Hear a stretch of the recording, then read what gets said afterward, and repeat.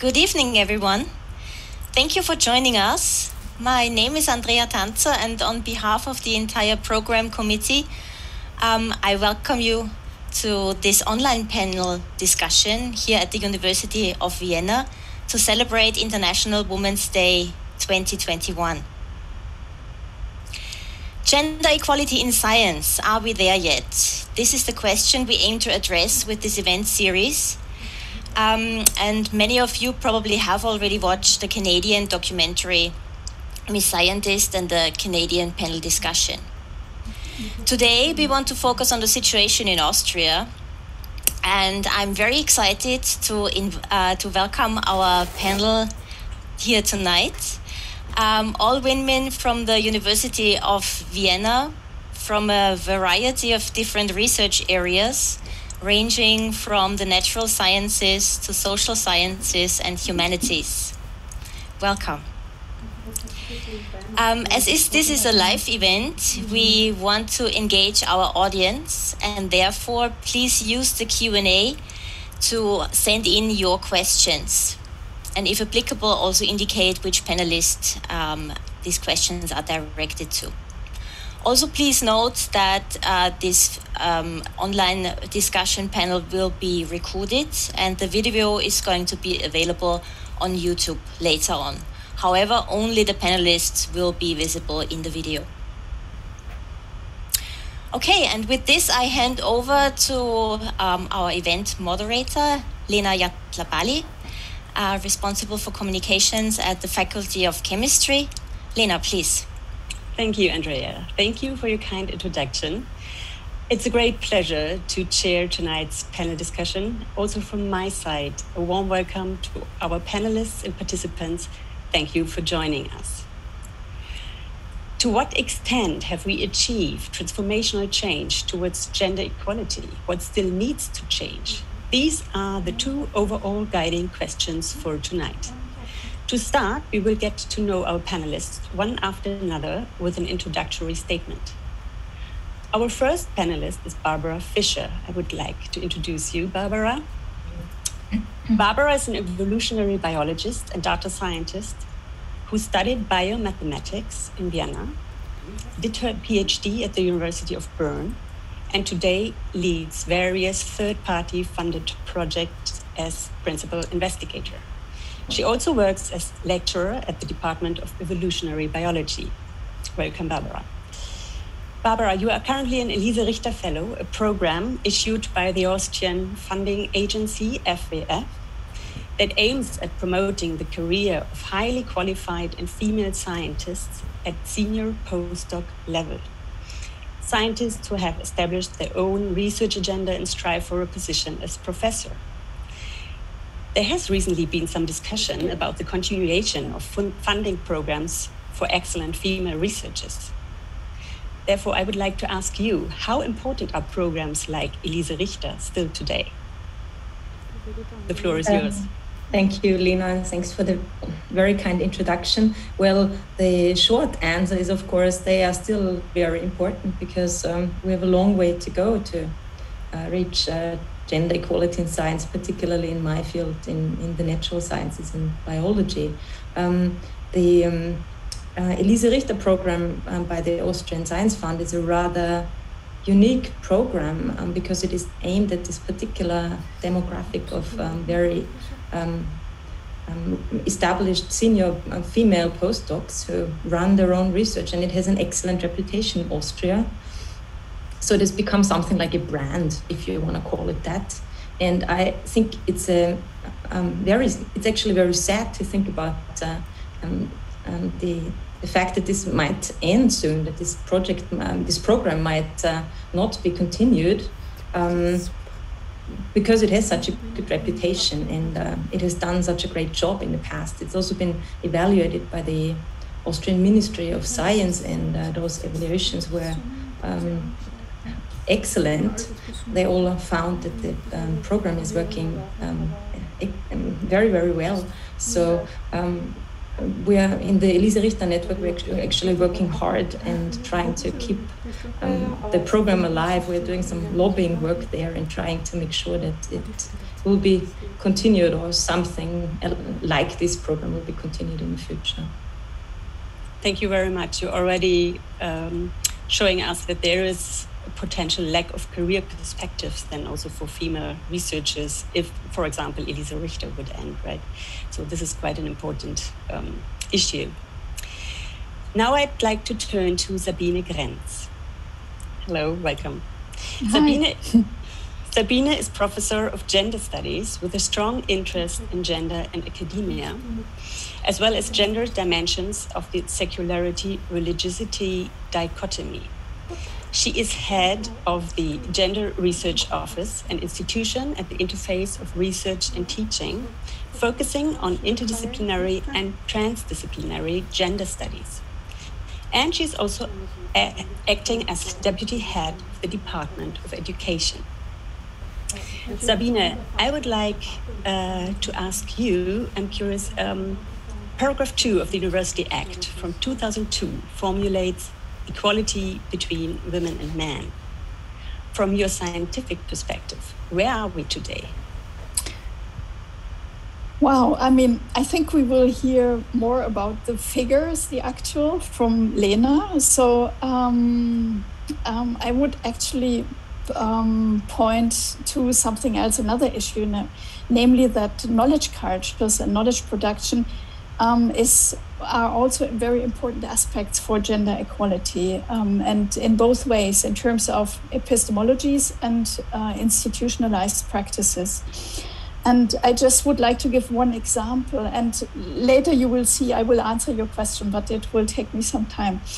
We distinguish between hard and soft sciences, and this distinction is not merely descriptive. It communicates a hierarchy between different academic fields. Whereas physics is clearly perceived as hard, my field, gender studies, is perceived as probably the softest you can imagine. And the harder a science is, the more prestige it has. And as Londra Schiebinger, who is a gender researcher in the study of science, said, it's worth noting that the proportion of women in particular disciplines follows a hierarchy of perceived prestige of the disciplines. So the higher the prestige is, the more men you have in a discipline. And that is, of course, one of the reasons why we have even fewer women in the natural sciences than we have in the humanities. Schiebinger asked also whether feminists have changed science over time. And I would agree with her in saying, yes, academia has changed through gender research. The household, for instance, used to be a topic that wasn't considered worth for research until feminist researchers brought it in. And also, feminist researchers or gender researchers critically reflected the knowledge that was produced in the different disciplines and discovered gender biases. And I also would like to give one example. Emily Martin found that, for instance, human conception until wide into the 1970s was described mostly as a romance story between a passive female egg and many active sperms. So, of course, the romance was between the sperm that was the strongest. And later it was described as an equal partnership in which both gametes are active. And it took much longer until actually the egg was analyzed or investigated by itself, and the contribution the egg brought in was explored.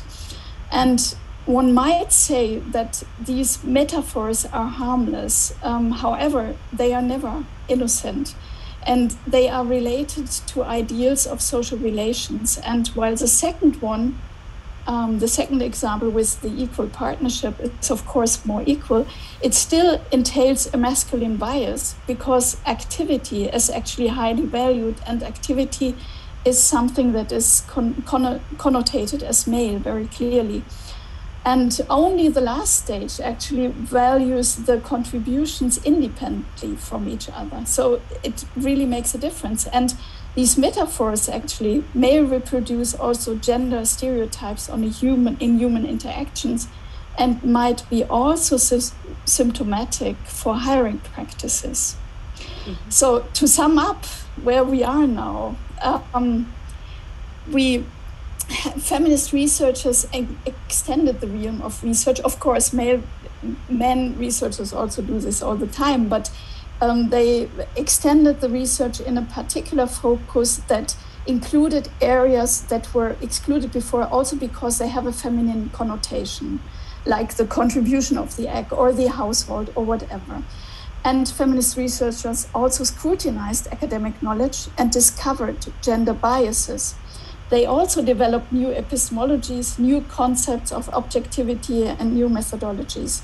So we have all this research, and we have it really mostly in most disciplines, mainly all. And what I would say is what we need is, from my point of view, that this knowledge needs to be recognized in a more systematic way. And not only for gender equality, but also to improve academic research and to make it more overall more inclusive, not exclusive, inclusive. Thank you. Thank you very much. I think we have the opportunity to discuss a bit more in detail later on what it really takes to also come to this kind of systemic change, I think, and this is part of it, I guess. There are more issues, but let's also continue a bit later on the discussion on this issue. Thank you very much. Next, I would like to introduce Barbara Schober. Barbara is a full professor of psychology research on education and transfer, and since 2016, Dean of the Faculty of Psychology.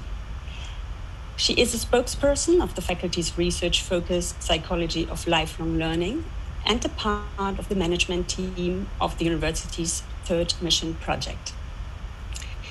Barbara, in your psychological research, you have been investigating the impostor syndrome in the context of female research careers.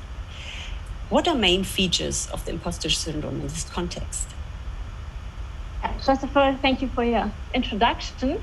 Well, the impostor syndrome, if you look at the research on the reasons for different careers of male and female in academia, often you have this research, the one part focuses on more structural things, the old boys club, the incompatibility of work and family life. And on the other side, often isolated factors on a psychological level, self-concept, interests, emotional aspects.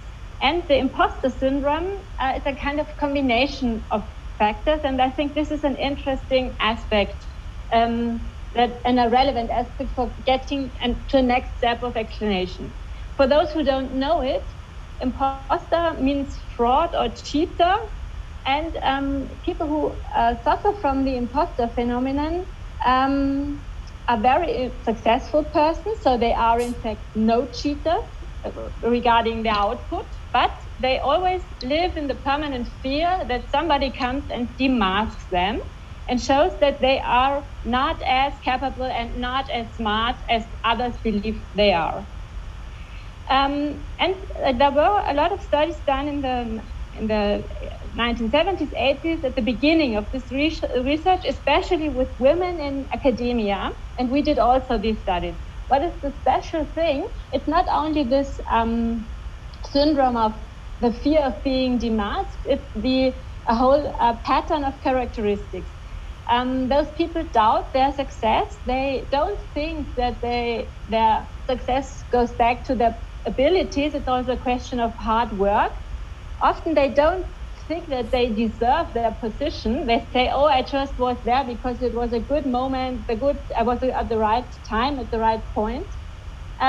They want to be the best in every area. They have a very high aspiration level, have a kind of superwoman or superwoman complex. They have to be the best in every area, not only in one.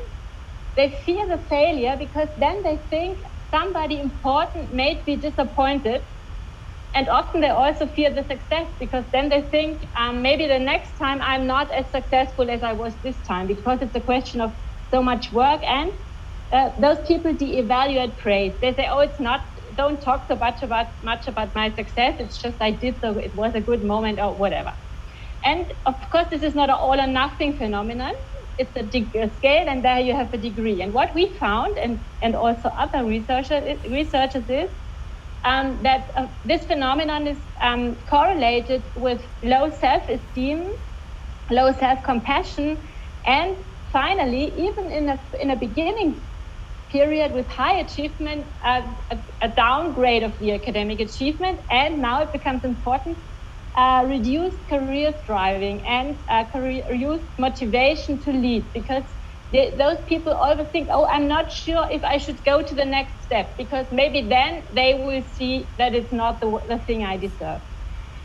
We find also that in a lot of studies, more women than men are affected. But in the newest studies, we see that it's not so much the biological, the sex factor, it's the gender factor that promotes, that is relevant. And now the point to the university context. What we also see in the studies is that imposter is found especially when we have a culture of permanent evaluation, a culture of high competition, where you have a surrounding, where you have the ideology of the ingenious scholar. And this is what you have at university still very often. You have to be the perfect researcher, the perfect teacher, the perfect manager, and all of these things should be done without working too much. It's just being a question of, and this is what Sabine already said, this being brilliant aspect. And it's always there, and not always, but it's often found there, where you have an area where your job is very correlated to your identity. So it's not a question if I'm working as an academician, a person in academia, I am a scientist, and you are not good if you do not this and this. And if you look at these characteristics, you see that a lot of them can be found in university. And this is the case why we found a rather high degree of effectiveness, but I can tell some details after. So on the one hand, we see the very specific obstacle in academic careers, especially for women. But on the other side, we see it different in different cultures. So there is a difference, and this goes back to what Sabine said, and if you compare STEM sciences and other sciences. And the final thing is, and this is the good thing, you can also see that if you change the surrounding, you can also change the degree to much this syndrome is promoted by the working context. Mm-hmm. But maybe I stop now and you can of course ask. But thank you very much. Yeah, I can imagine that we will come back to that as well later. I turn now to Lena Fogelman. Hello, Lena. Lena is sociologist and lecturer at the Department of Sociology and works at the Service and Unit Gender Equality and Diversity of the University of Vienna, which covers issues such as career advancement, gender monitoring, and diversity. Furthermore, she belongs to the initiators and organizers of the organizational core team of all the events related to International Women's Day at Univi. Lena, in 2019, BBC titled a story, "No Room at the Top for Women Scientists," referring to the fact that it is still difficult for young female scientists to crack science's glass ceiling. In life sciences, but also in natural sciences or STEM fields in general. What does the gender monitoring gap of the University of Vienna tell us about the current situation? Well, what we see is there has been a lot of progress, and I want to take a moment to acknowledge that, because our unit is celebrating its 20th anniversary this year, or rather last year, 2020. And in those 20 years, the percentage of female professors has risen from 10% to 30%. So we've seen a lot of change, and a lot has been achieved already. But of course, 30% is not 50%. And that's where we want to get to. That's the point of this equality thing, to 50-50, if we just look at men and women, not other genders. So we've seen a lot of progress, and still see room for more. And of course, there's a lot of difference, as Sabine has already touched on, between the different fields of sciences. And there are areas where we do have more than half women scientists or professors. I think the area with most female professors is translation sciences, where I think we're at 80% professors. So there is this as well, but there are more fields where women are underrepresented, especially the higher the positions are.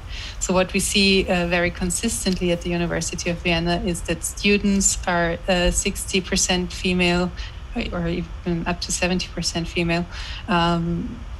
When they graduate from bachelor's and master's degrees, and even from doctorates, when they do make their PhD, it's still overwhelmingly women there. But after the PhD, after their doctorate, this changes overall. So that's what we call the leaky pipeline. We start losing women on the way to the top. So we fall from almost 2/3 women students to a third of female professors overall. And this is, of course, a problem. And it has to do with many factors. We can see the doctorate point, basically the point of no return, is one where just from the circumstances of life, people start having children, and this is to the detriment of female careers mostly. It is, but it's also a question of culture at the university, and where do we promote women, where do we foster them in their careers. So thank you. Perhaps an additional question, because I just learned that there is quite a positive figure in a welcome message. The vice rector of the University of Vienna, Jean-Robert Thuron, the video is actually on the event website if you haven't seen it. He mentions that in 2002, of the 70 newly hired professorships or professors, the share of women was about half. So this is really surprisingly high. Actually, I would like to know, do you know anything about the disciplinary distribution? Is it, I mean, the same problem here, that the STEM fields, of course, they have a lower share, and social sciences and humanities are higher? Yes, more or less. But what we see in all fields actually is that those women who apply have a better chance of getting the job in the end, because what we see is that we get about 30% applications from female professors or hoping to be professors, and at the end, we reach about 50% of hired women as professors in the last few years. It's not always been the case that way. So that is certainly that is across all fields, that we get that women have better chances of getting hired. But of course, in fields where generally there are more women, we also end up having more female professors than in fields where there are generally less women. And those are still the same fields that we know, the STEM fields, the hard sciences, as Sabine said before. Mm-hmm. Thank you very much. And now I would like to turn to Christa Schleper. Hi.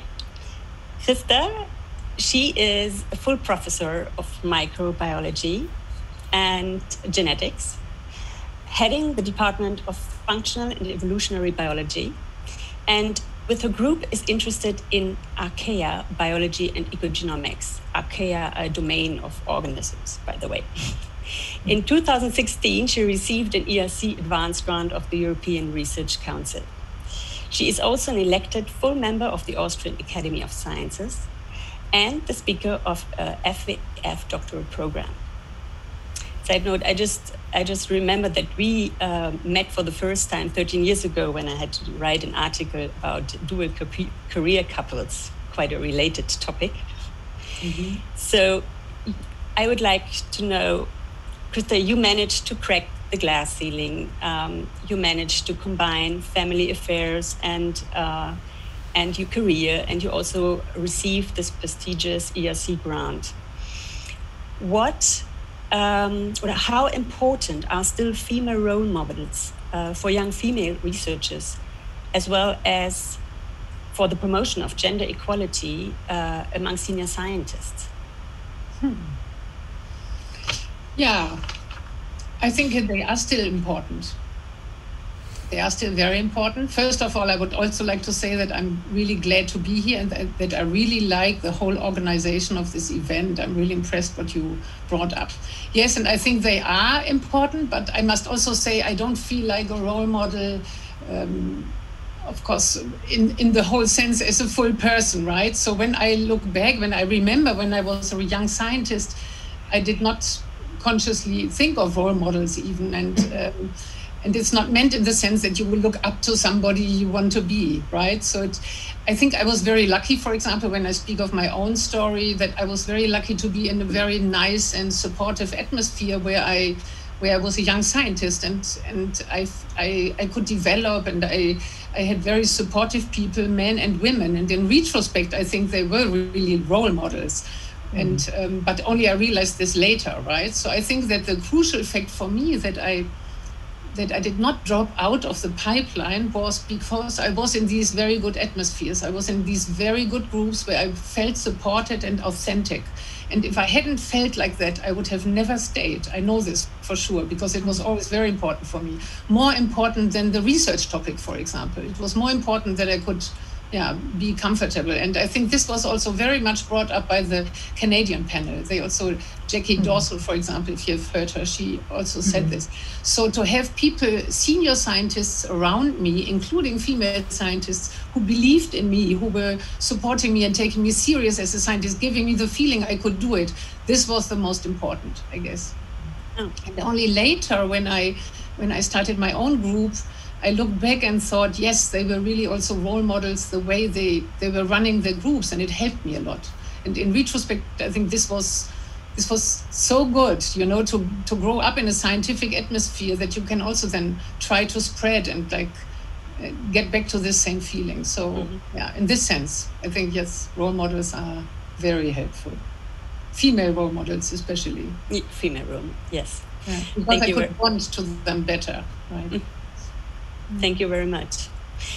Thank you all for your great contributions. It already brought up a broad range of issues that we are going to continue to discuss. Now we'll open the floor to all our panelists. So please feel invited to always make a comment whenever you want.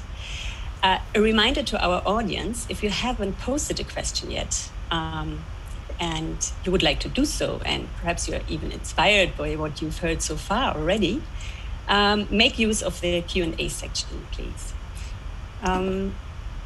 Barbara, just from what we've heard, perhaps going back to the issue of role models and how to crack science's glass ceiling. You as a senior postdoc researcher, are there any remaining challenges, aspects that hasn't been mentioned yet in order to becoming a professor? Well, the universities don't tend to just hire everybody who's an excellent scientist. That's the main obstacle, basically. So I maybe after Lena cited so many relevant figures already, I want to add one of my own, namely the women of the Elise Richter network. We acquired some numbers from the FWF, asking about how many project leaders are actually women compared to men. So how many of the people who fund their own research, who acquire grants and fund their own salary, throw their own grants and lead this project, which they've acquired the money for, are women and how many are men. And you wouldn't guess, but it's actually almost balanced. And it's surprisingly balanced even in the life sciences. It's balanced everywhere, but in the technical sciences. So I think we do not have a problem of too few women who are ambitious enough to write their own grants. And they are even, those grant proposals, you all know that they're internationally evaluated. So they're good, they're competitive. But we have a problem at this boundary where people should get a tenure track position. And there, all of a sudden, it's the men getting these jobs and the women don't. So the women get the grants because those are like transparently and internationally evaluated. But as soon as there is a commission and you're sitting opposite them and they ask you questions, then the men get the jobs. That's the center problem that we need to deal with, I think. And even though we have made a lot of improvements in the past and the numbers have gotten much better. And now we have, as Lena just said, 30% female professors at the University of Vienna, which is actually better than the Austrian average. We still have a decreasing trend in the percentages of tenure track positions. So the female percentage among all hires for tenure track positions is actually going down. And those people are the future full professors. So there you go with the improvement in the future if we just keep going what we're doing. This problem is not going to solve itself. The women, they acquire their own grants, they get their own funding, but they don't get hired on the permanent positions. So I think what we need is stricter rules for the hiring processes. We need stronger policies there, more effective policies that push the women forward. Thank you.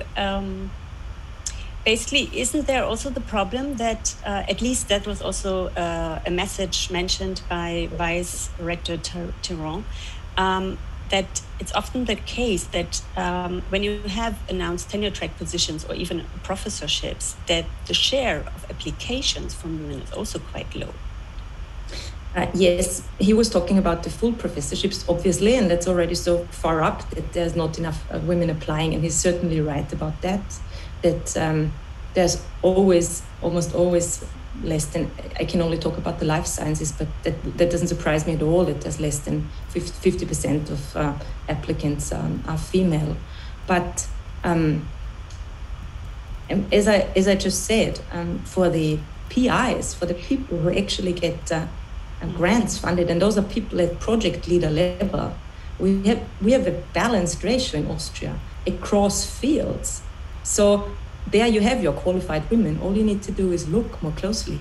So I really think this is a little bit of a cheap excuse, saying there are no qualified women, we need to hire the men. That's not true. Look at, like the women in the Lise Richter network, it's across all domains. There are qualified women in all fields of science, in the humanities, in the social sciences in Austria. All the universities need to do is hire them. I would just like to add that there actually are fewer applicants for tenure track positions as well, female applicants. Though they do get hired more, like their chances are better than the applications, basically. So that there is obviously an issue there, not that there aren't enough women or there aren't enough qualified women, but also maybe what is attractive to women and why do they not apply to the positions at the university, so that there's something to be examined there. But it's definitely the case that there are few female applicants. Yeah. Yes, there's probably few female applicants, but there's it's not true that there are no qualified women. Maybe the selection already occurs at the previous step when the announcements are actually written. Maybe they are not written in a way that attract the female applicants. Maybe they are too selective in terms of field. Barbara Schober, yeah? Thank you. Something? Yeah, I wanted to add something because I agree to a certain degree, but I think it's more complex. If I look in my field, there are I don't think it's the point that it's a question of that there are not enough applicants, you're right, but it's a mixture of things, and this makes things so complicated. In some areas you have a lot of women in the different stages and they don't come to the highest positions. In other areas it's the point that they are even not there, and if then the mechanisms working there are not the same, and this is an interaction of things, and this is the thing why it's so hard. We have committees where we have no applications, and we have others where it's a question of the flexibility to go to another country without taking with them all the family, and the supportive structures are not enough. So it's in my view, it's what we see in academia now is almost a mirror to what we see in the whole society at the moment, because we are at this level where we don't find one easy explanation where you can say this is the reason. You ignore women and you are narrow-minded, so this is the point. Nobody would say that women or girls shouldn't have the same chances. It's this interactions of our stereotypes and our values and our fittings to the ideas of this organization, and then we can always find characteristics, as I mentioned, some characteristics of academia as a context, and on the other side, characteristics of a lot of women who go up the stairs, and in this interaction, this other is the problematic focus, and this makes it so hard to find the one and good solution, I would say. Thank you very much. Perhaps it's a good way to introduce a quote that actually Kirsty Duncan, Canadian politician and former Minister of Science, in the Canadian panel, or Canadian panel made. She said, incremental change has not worked. We need a systemic change. It's not only about counting women. We need to change the research culture. I think that's also where you're going to, or where you're heading to. So I actually would like to know, how can we further promote cultural change in academia then? What are main issues? Because it seems quite complicated. What could really lead to the systemic change?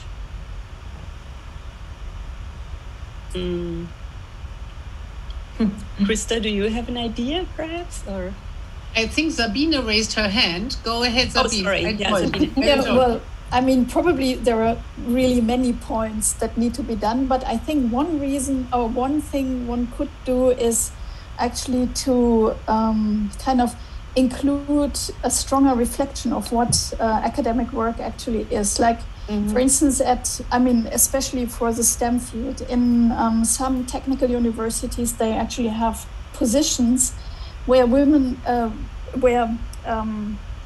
professors teach about the gender relations also in the historical development of sciences, so that you actually can reconstruct how this academic persona actually was established over centuries, or how objectivity actually, the history of objectivity, or all these aspects. And I think to reflect on it really would make a difference, because then you could see actually how the knowledge and the persons we have in the institutions are connected to each other or with each other. I mean, it's of course not a straightforward thing like men do a certain form of knowledge production and women to do another. That's not the way, but still there are linkages between the social positioning and actually the knowledge that is produced. And I think to learn more about the history, and also to learn about that, for instance, in the 19th century, STEM was nothing, more or less. I mean, the technical, at least the technical field, they really had to work hard in order to be acknowledged, because it was too technical to be proper academic knowledge. And so we could also, see that what is valued actually changes over time, and it is not always the same. Yeah. Thank you very much. Well, like computer science was totally female dominated in the 1950s and 60s. Yeah. And now it's tech is considered, well, a male industry and in academia. It's you can search for the women. They are individual women. Thank you very much. I think it's a good point of time to ask Andrea, do we already have questions from the audience? I see some. So, indeed we do. We got a couple of questions in already. And I decided to pick two that are representative to what our attendees want to know. So one of the question addresses funding and gender biases in funding and specific programs. Very interesting scenario. An attendee writes that at their university there is a grant for female students to finish their PhD. However, this grant only provides funding for 6 months. And this is only for female PhDs, and so this situation is somewhat often used as an excuse to give fully funded department positions to male PhD students, which then have more time to finish their PhD and are from there on more successful. So this attendee wants to know, what would you suggest to support women in finishing their PhDs and avoid these kinds of problems? Can I say something? Well, I think that nicely connects to the problem which I've pointed out earlier, that in total, at the bottom line, there's a lot of female scientists across all fields, but the women are the ones in the temporary positions in the PhD and postdoc level, whereas the males are the ones in the established position. So here you see this in a smaller scenario, but again, the females get the cheaper 6-month positions, and the male PhD students get the better paid longer term department positions. Well, but the solution must be to make sure that equal distribution of funding occurs here between the sexes. I mean, the better positions should be distributed equally. If the PhD grants for females, those additional 6 months grants were meant to support females, and they don't do their job, then they need to be cancelled, and you need to think of a better way to support female PhD students. But the well-funded positions should be split equally between gender. That's my view, but maybe I don't think quotas are a bad thing. So maybe I'm alone here in this opinion. I don't think so. I don't know how everybody else sees this. I agree. Actually, I agree. I also have the feeling that some of the programs, the support programs for women, that are only for a certain amount of time, they hold back women from getting permanent positions when they come up. I also think so, that it's a little bit dangerous. Yeah. I don't know how the experience is with the Berta-Carli professorships, for example, that were given, or with other programs at the university, but I also have the suspicion a little bit that this is not it's so favorable. Like the University of Vienna has, for example, these Marie Yahuda fellowships, and I had one of these myself. But they are for 6 months, full-time funding. Seriously, I mean, what are you? They're supposed to give you like a head start after your maternity leave. Well, that's not going to work with 6 months funding. They are. It's a nice idea, probably, but it feels a little bit like a token thing. It doesn't really change the dynamics. But I would also like to come back to changing the culture, what the Canadian minister said. This is a big thing. I don't know how one can change the culture, but I remember very well. I was for 3 years in Norway with the whole family and small children, and I came back here to Austria, back to German-speaking countries, and I feel a big difference. And it's very hard for me to say what it is, but I think the problem is manifold, right? And one is really also how we do scientific culture also in STEM science. So I think there we could change a lot. Here I felt like more being an outsider and having children, and I was kind of pampered, and people were trying to support me, but I didn't feel like I was part of something bigger, like there were many people like me. So I think there are big differences, actually, indeed. Actually, in the Canadian documentary *My Scientist*, it was also quite clear that it takes a lot of passion and creative solutions if you really want to manage your career, also together with the family. And also in special times like the pandemic, I guess it's even more challenging for women, female researchers to cope with all those challenges. Andrea, do you have another one? Sorry, Barbara Schober or Sabine Grenz? No, I just wanted to say something because, of course, I also was in Sweden for 2 years, and I think Scandinavian work culture really is very different on the whole. I mean, people go home earlier, they all have family, and they all have a hobby because it's kind of common sense that you need to do something else next to your work. And I think that's really a big difference also. Yes. Okay, and another question on the leaky pipeline.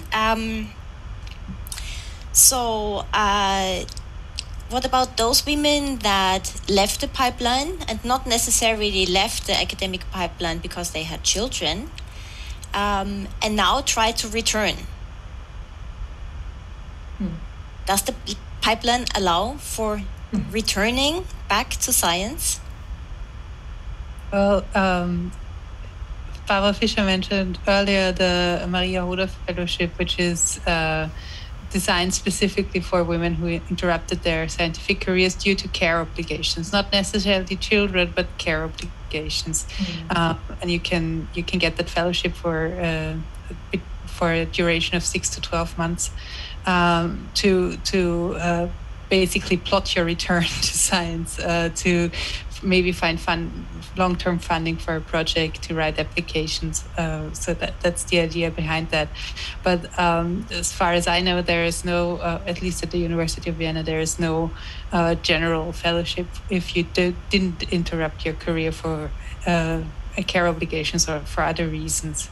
Of course, it's basically not forbidden to return, and but in our society where everything is very much streamlined and optimized, and this is a huge demand on people, the older you get, the less straight your CV is, the more difficult it becomes. Yeah. Maybe I can... Particularly in science, the careers are very... sorry. No, doesn't matter. Well, it's just a funny situation. Two Barbaras in the room. Yes. And particularly in science, the standard careers, they are, of course, very linear. That's also something that I'm not sure if this is good for science as a whole. The way we measure excellence in science is built on these linear careers, and we count length of publication lists and so on, which means that we discriminate against people who did something else for some time. And it's not just women who took some time to look after their children, but that's also people who had another job or went traveling the world for 2 years. So science discriminates against these people because then they haven't published, and then it's considered a hole in their CVs. And I don't think that's a good idea, but that's our current metric. That's how excellence is being measured by the hiring committees. So maybe we should change those metrics. Just a quick, there are attempts to do that by considering not biological age, but academic age, for example, when it comes to publications. Yeah.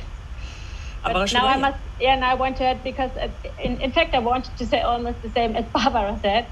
This is reality. Even if we do say we count academic age and we look at the fact how many children women had, on the formal level we do it. But reality is that success in academia now more than 20 or 30 years ago is very streamlined. And for me, this would have been one of the answers to the point what we should change. More flexibility in this career path is it would be general a good thing, but especially if you look at women's lives and their career, where it's one of the big problems, because theoretically you can come back. In fact, if you have been out for some years, you don't come back, not to this direct path that goes up to the professorship. You can work on some projects, or you are on the middle level in a kind of always this critical positions. There are different and heterogeneous careers, but the top level are, and this becomes more and more the case, who did it from the beginning on, who are the stars in counting the peas, and who planned, I go 1 year to this university and then to this, and then if I do it, then I'm the one on the road. This is for me one systematic problem. If you ask about changing the general thing, this is one thing. Be more open and regarding the question, what is the indicator for being competent or being qualified? I totally agree with this. Yes, we should measure scientific excellence and scientific creativity in a different way. We should come up with better metrics there. Also, what about people who work part-time because of their health or because of their caretaking duties? They can never, in our current system on paper, they can never be considered as good a scientist as somebody who works full-time. Does this make sense? Not in my view, but I think maybe we can change those metrics. Maybe we can change the way we measure scientific excellence. Do you actually think this would be something really related to disciplines? Like, would we need a different matrix for STEM fields and again for humanities or social sciences, or this is more general approach? Does it really depend on scientific cultures that are also very different, or could this be a general approach? I think, I'm a numbers person, as you may have noticed, and I would like the idea to depart from metrics generally, because we can't measure excellence, not with 1 or 2 numbers ever. It doesn't matter if we look at STEM separately and social sciences separately. There is no number that expresses excellence. We can't measure it ever. So I think that is something that we should look at more critically, our reliance on numbers in all fields, everywhere. And also, I think it just ties this entire idea of broadening what scientific careers can mean or be. I think ties nicely in with what Sabine said earlier, with different forms of knowledge, because with all these streamlined careers, we always get the same kinds of knowledge. We get the same kinds of people producing the same knowledge the same way. And if we open this up, we not only open up the more paths for more people, we get more diversity in knowledge as well. And we don't only get white people, as on this panel. I'll have to say self-critically from the organizing committee, we will get different kinds of knowledge and just a broader range of what science is meant to do to understand the world. Yeah, exactly. That diversity has value in itself, and that the science that's being produced will just be more creative and more diverse as a consequence. But that's something the institutions need to realize and need to value in their hiring practices. So that needs to be decided on from above. And of course, the people sitting in the different hiring committees, they can make a difference. But if the rectorates decide this matters for us, we not just care about the ratio of female to male. We also care.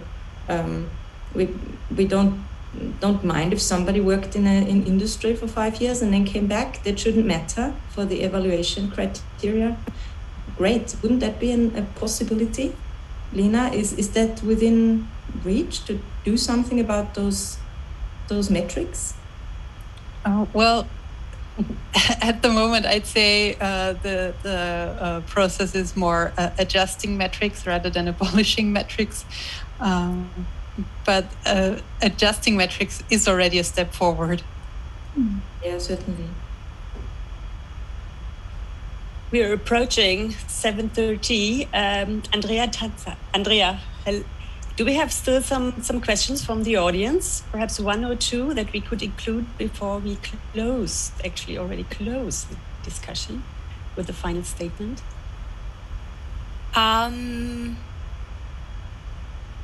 There is lots of questions coming in.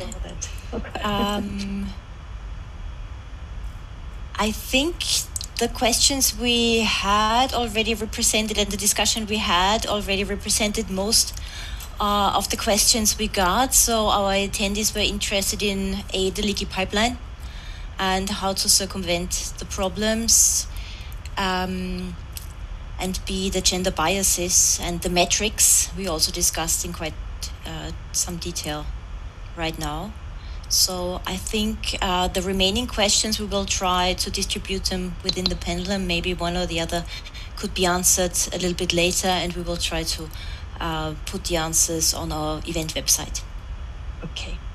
Then I have two questions left. So one, because I think we can agree that awareness raising is also quite an important issue to deal with the topic, and awareness raising seems to be key. As first experiences with gender bias can actually happen early on, but become more visible when you try to become an independent researcher.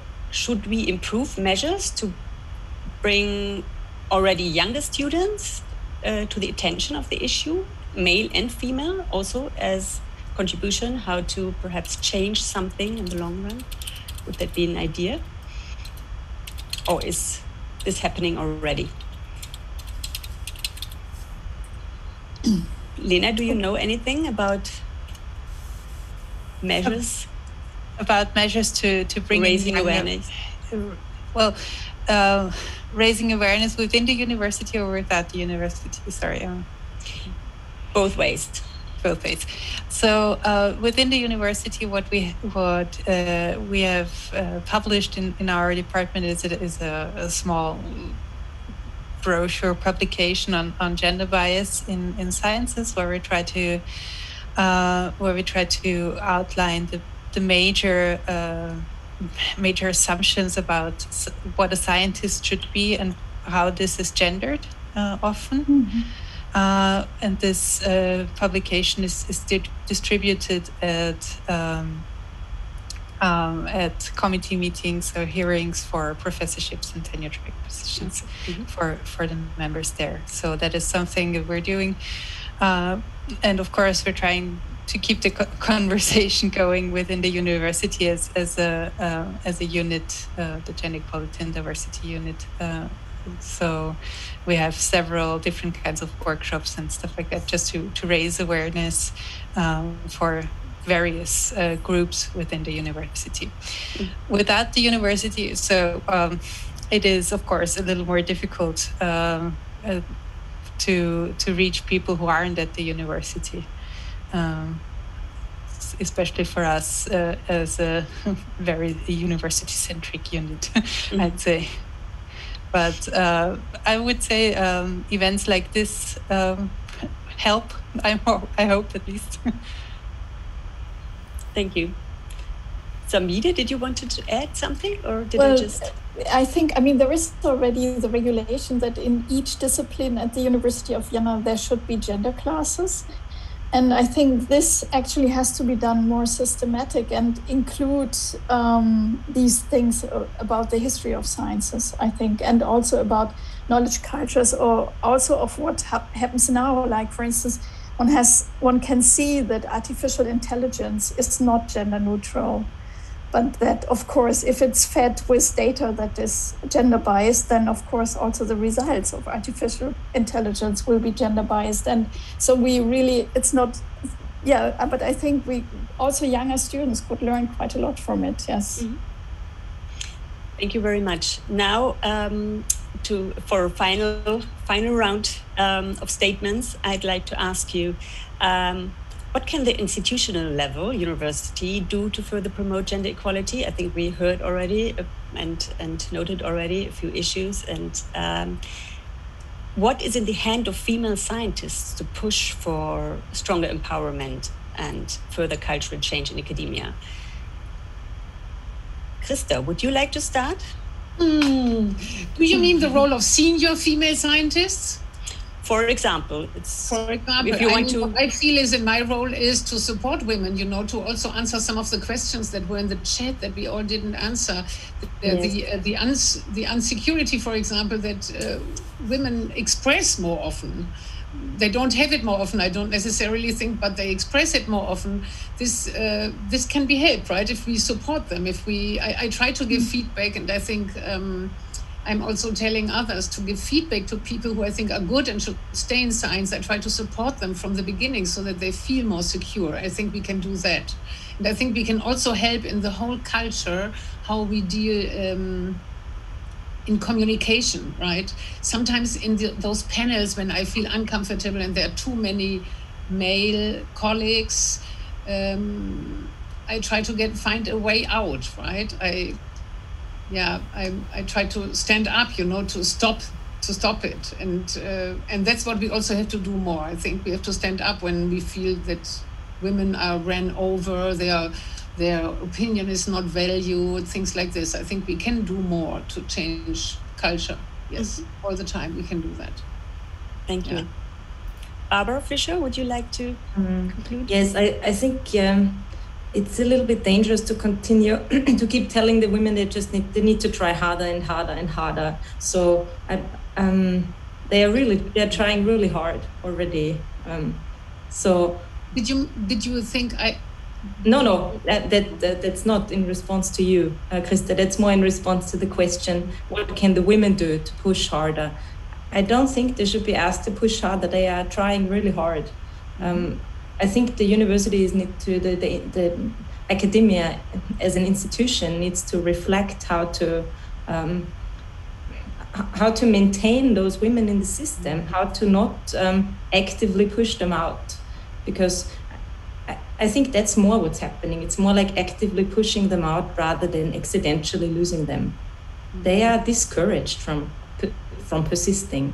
They are already trying really hard. And at some point, people have reached their limit. I think that's what we're facing.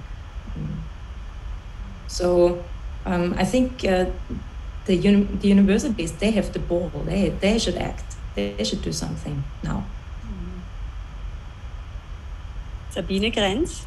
Well, but yeah, I would say, of course, the universities have to do something, but we are part of it. I mean, that's the problem. So also we have to do something in order to support this process. And I think, well, there were quite a few aspects already supporting younger scholars, also inviting them to give speeches. I mean, or to teach or whatever, to invite them that they become more visible is one thing. And I think also really teaching classes about gender in science and gender in academia in all kinds of respects to students already, to change culture over time, of course. Thank you. Barbara Schober, yeah. Would you like to continue? Yeah, thank you. Well, I also see the point. Even if we say the university and the culture of academia has to change, we cannot be so optimistic that this will happen in the next time. Because as I think it's really a complicated thing. But so I would say, as we are part of the story, what we can do in our positions now. And I think this supporting point is very relevant, supporting in the daily life. I think this is much more effective than just being the mentor in a mentoring program, which is good too. But being there and supporting them, empower them to make a decision towards the career is something that is relevant. But I wanted to add something from the research we had about the imposter phenomenon, because what we find there, that there's a kind of organizational culture where this is not so prevailing. And I think this would be good for all contexts of promoting women. We find this feeling of I am not in the right position, I'm not fitting there, I'm not the one who does it, not so much when we have an organizational culture where the responsibilities and roles are clear, where we have a supportive context where you can make mistakes, where you get feedback, where you have the situation where you can say, okay, this was going wrong, I don't know what to do now, but I can say it. Whereas a team focus, with an honest discourse about crisis, and a mutual emotional support. This is something what Christa already said. And if we put this together, what you said, we can say that this is something that everybody would profit from, and it's something like a counterpart to this high competition climate we have. This would be very helpful, especially for women, obviously, but also, of course, in fact, for all persons. It could be, it could give more room for more diverse things, and that's just the mainstream for those who are the best and those who think they are the best. And regarding the other levels, I still totally agree that we have to make and promote the awareness, even in training leaders in the different aspects, different steps of career in university. To be honest, I'm a dean, and if nobody forced me to learn something about this question, it's my interest if I do it or if I don't. So there are some things we could reinforce more from this organizational side to be, so if you are in this position, if you are managing on a managing level, you have to be aware on what indirect and unaware mechanisms are working there, because many of the colleagues do not want to be any kind of not positive, but this just because they're not aware of it. Yes, lack of awareness is a big issue. Mm-hmm. Thank you. That's already a great closing remark. But Lena, it's still you're still missing. So please. Yes, I think it's always a difficult question. What can women do, as Barbara said already? Because the question should actually be, what can men do to advance women? And that this question is rarely asked. But of course, it's also important to keep in mind that we have power to do something, and we're not helpless in the situation. And I think that the best thing that women at all stages of career can do is to create and find networks and show solidarity with each other, and understand that they're not in isolated positions, and what they experience or what we experience is not something that happens to just me, and it's not my thing, but it's a society thing, and it happens to a lot of women, that they encounter sexism, that they encounter hurdles that men just don't encounter in that way. And to find together in that sense, that is really, I think, the best thing we can do. Thank you very much. Thank you very much to all of you. It has been a great discussion with many take-home messages. To our panelists, great scientists as well. Thank you for sharing your expertise and personal views. And also thank you to our audience for your contributions. With this, I hand over to Andrea for the final words. Thanks, Lena. I also want to thank all the panelists here tonight. This was a very, very vivid and insightful discussion. Thank you very much for being here and sharing your thoughts. This event was jointly organized by an entire program committee, and that refers to what Lena Fogelman just said. It was a joint effort by the women in chemistry, Evelyn Rampler, Verena Pichler, and myself, the women in biology, Verena Ibler and Lisa Horn, Sabine Graushauer from the geosciences, Lena Fogelman from gender equality and diversity, and Lena Yadlapalli from the Faculty of Chemistry. So I think the story of organizing this event is exactly such a story. Women get together and we can achieve something, and we achieved 190 registrations within only 2 weeks. So I think we can do. I also want to thank all the supporters within the university, and I'm very happy to say that we found broad support across all boards. Gender equality and diversity, thank you so much for financial support. Corporate communications for distributing and getting the message out there. The Deans and Vice Deans Petra Heinz, Gunda Köllensberger and Gerhard Ecker, as well as Vice Rector Jean-Robert Durand for sending out video messages. And of course the Canadian panel, Jackie Dawson, Christy Duncan, Anne Solomon, Brandy Yanchik, And especially a special thanks to Brandy for making it possible to show her documentary Miss Scientist here within our little festival. I think we've seen that women in science, we have come a long way towards gender equality, but there's still a long way ahead of us. I think what we've seen in both the Canadian panel discussions and also here tonight is that there really is a need to change the culture in science, to tackle the culture we have and live on a daily basis in our scientific world, and to make systemic change. So waiting for quotas to reach 50-50 is not going to be enough. We need regulations in order to get the job done. So let's become enablers. Let's make some change. Hashtag choose to challenge. The motto of International Women's Day 2021. I think that fits well within this realm.